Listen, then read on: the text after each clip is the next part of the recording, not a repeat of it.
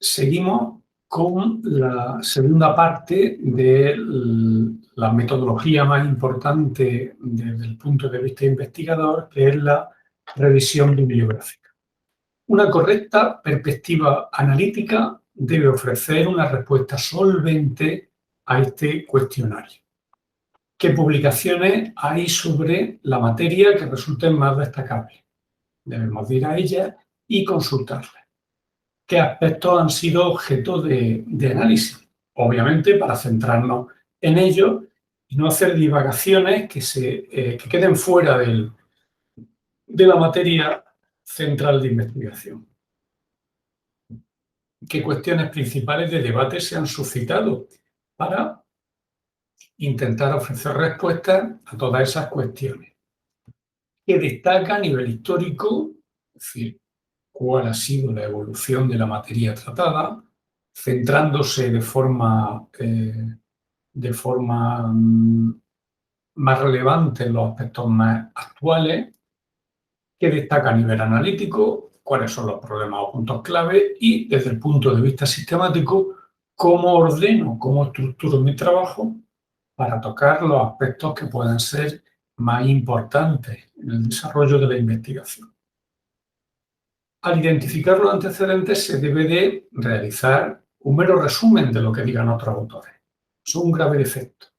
Un trabajo no puede ser una acumulación de resúmenes de lo que otros hayan hecho. Eso no ofrece ninguna consistencia. Debemos de introducir la capacidad crítica y valorativa del investigador, que se situará como punto de partida las posiciones científicas existentes que ya hay. Obviamente, partimos de ahí para elaborar nuestro trabajo. ¿Qué línea tiene más relevancia? Puede que una o varias de ellas se hayan visto superadas, normalmente de forma razonada. Bueno, pues se debe de concretar por qué las líneas que se han superado, pues, han quedado atrás y siendo sustituidas por otras más consistentes o sólidas. ¿Cómo nos situamos ante el problema? Normalmente el investigador pues, tiene un criterio propio que hará que la investigación siga un determinado curso. ¿Cuál va a ser el objetivo planteado por el trabajo que se lleva a cabo? Cabría concretar si se va a seguir una propuesta novedosa, es decir, una línea que sea singular dentro del contexto científico, si se va a realizar un posicionamiento crítico, si se va a valorar desde una perspectiva personal aquello que se trata, si se van a tratar aspectos que en otras ocasiones han sido poco desarrollados para intentar hacerlo cuestión central. Por otra parte, si el trabajo es completo, debe de incorporar los posicionamientos que no concuerdan con la línea seguida por el investigador. No se puede caer en el error de considerar que la visión del investigador es la única. Si hay otras, pues hay que contrastar esas tesis que puedan resultar discordantes para ver, a fin de cuentas, cuál tiene más peso científico y cuál tiene una menor trayectoria. El esfuerzo por clarificar la finalidad del trabajo supone concretar qué se pretende conseguir, justificando la necesidad, la utilidad del estudio o el interés desde el punto de vista del conocimiento que puede incorporar el trabajo.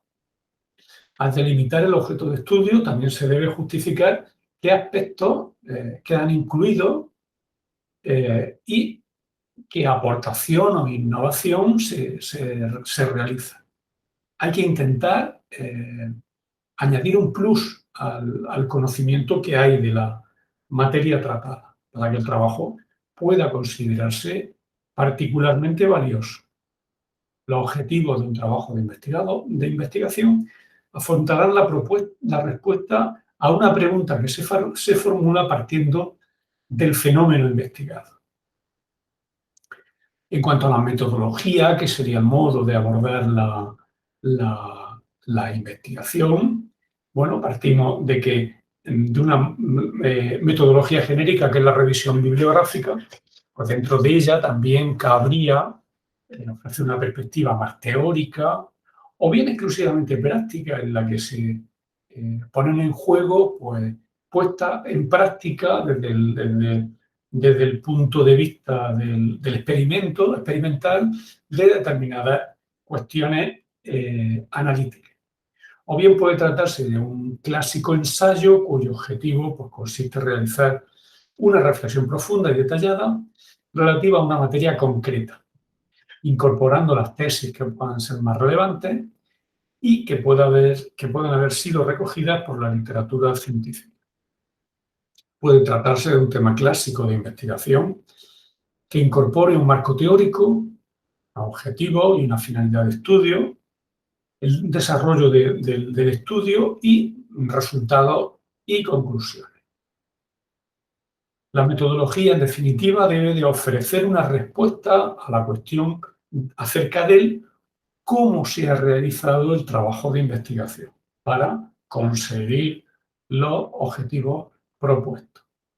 Al describirla se incorporará la estrategia genérica indicando qué materiales se han utilizado, si son estadísticas, estudios, informes, reportajes videográficos, análisis de actualidad a través de la prensa, etc. A partir de aquí comienza el grueso del trabajo, su desarrollo. El desarrollo del tema debe incluir con claridad los objetivos perseguidos. Será útil iniciar un esquema o borrador de los diferentes capítulos o secciones que se hubieran previsto, lógicamente pudiendo adaptarlo al progreso y evolución del trabajo conforme se profundice la materia. Hay ocasiones en las que una parte que inicialmente puede no estar prevista como de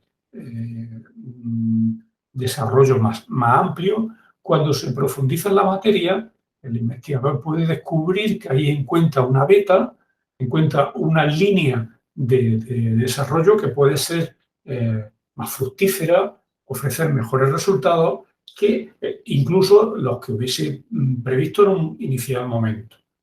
El conocimiento más preciso del tema, desde el detalle, permite conocer esto conforme se va desarrollando el trabajo. El cuerpo del trabajo desarrollará, pues, los contenidos que tengan más relevancia.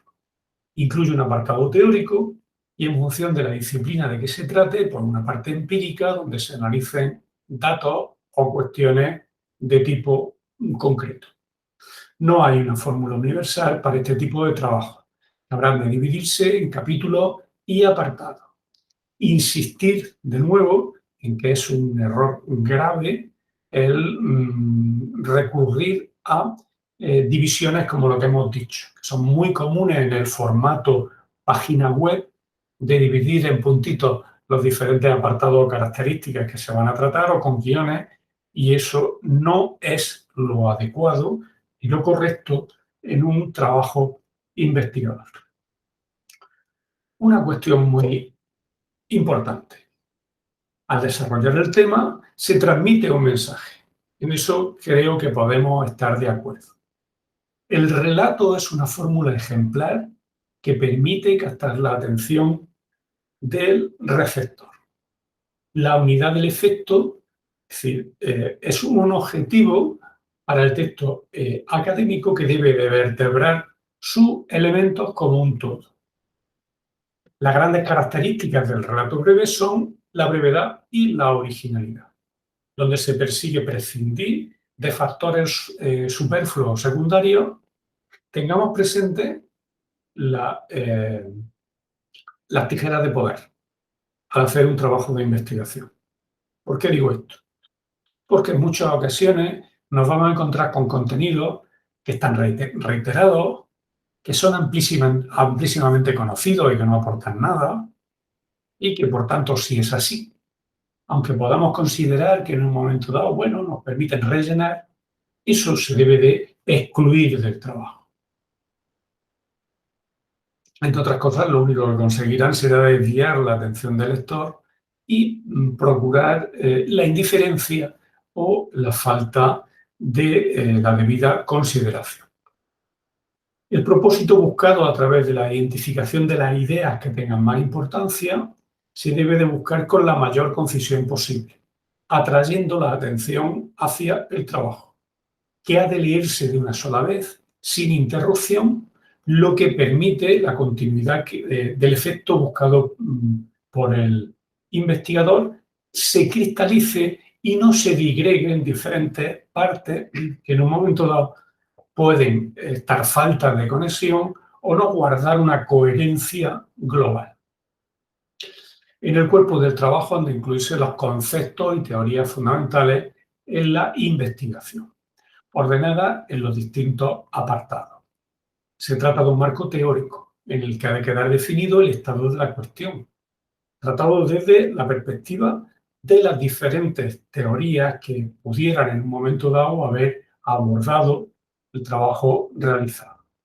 Es necesario recoger las ideas que sean más relevantes por los autores más reconocidos, ofreciendo como contraste el posicionamiento del autor desde una perspectiva crítica, desde su propio análisis y condicionada por los objetivos que haya marcado al inicio del trabajo.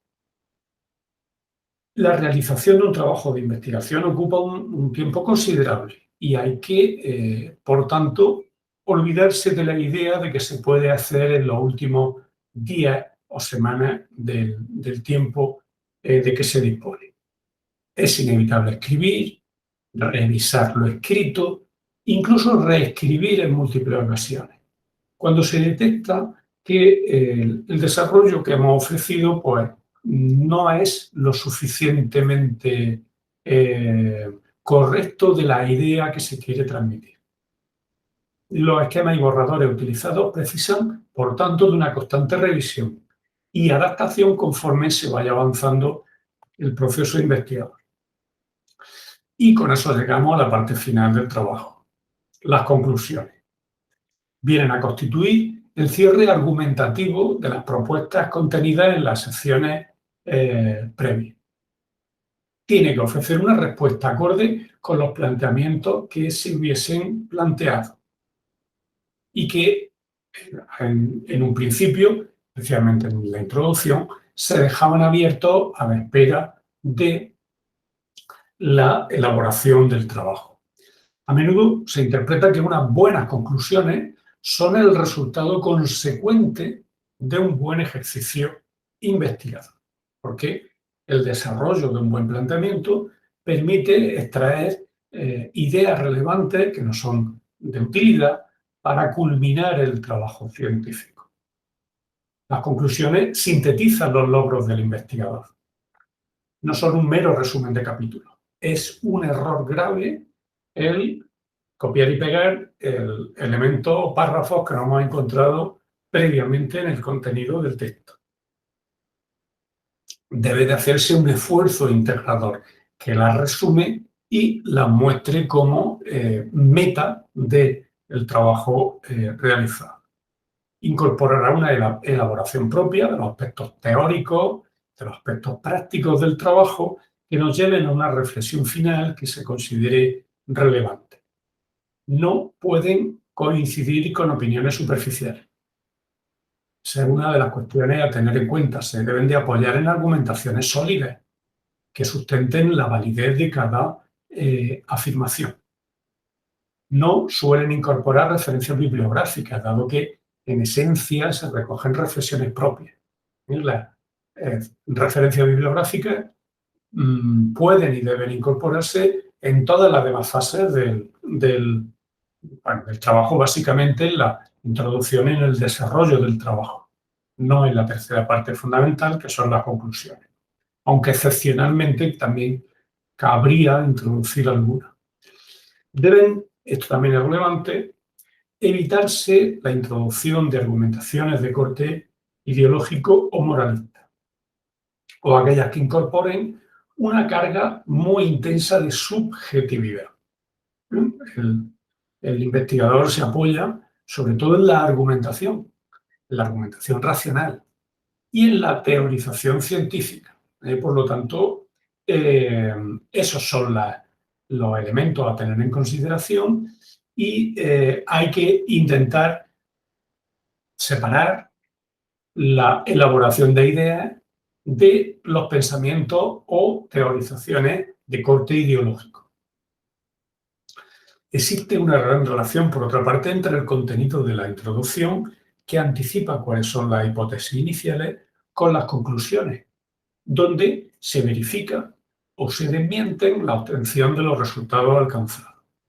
Constituye la parte del trabajo en la que hay que volcar más énfasis, donde hay que tener un cuidado muy especial con la redacción.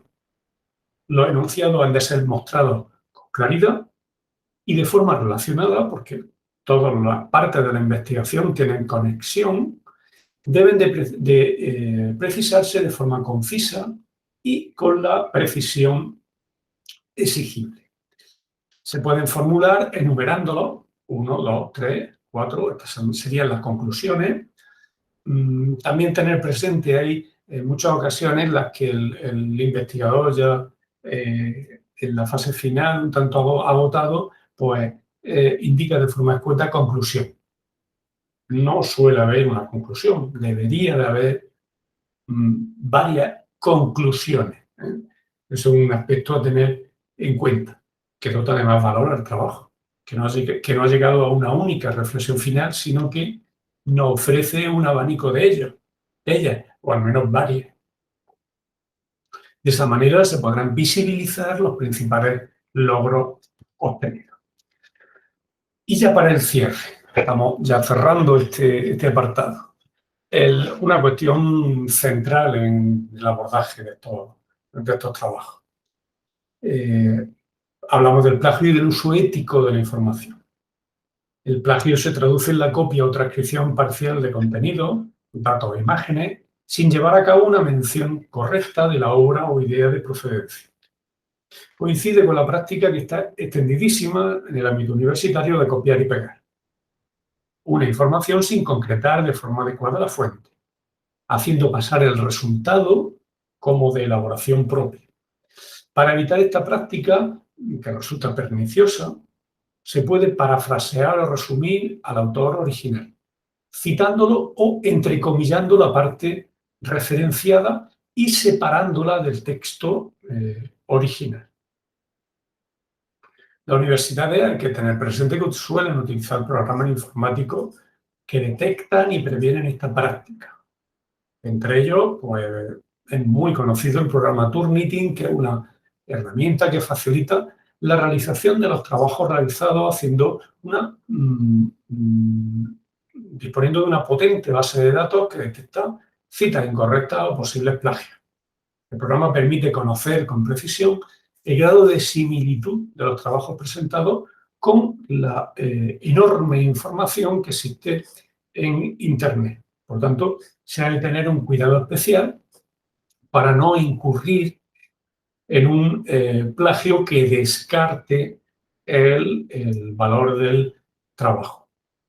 Hay que también considerar, pues, obviamente, que el índice de similitud no indica automáticamente que exista plagio, dado que eso se tiene que interpretar por el propio evaluador, que tiene que cotejar si en el mismo se incluye citas correctamente citadas y bloques que sean permisibles o no permisibles en función de la secuencia de coincidencia. Por tanto, aquí damos por finalizada esta parte que es básica a la hora de realizar el trabajo a través de la revisión bibliográfica.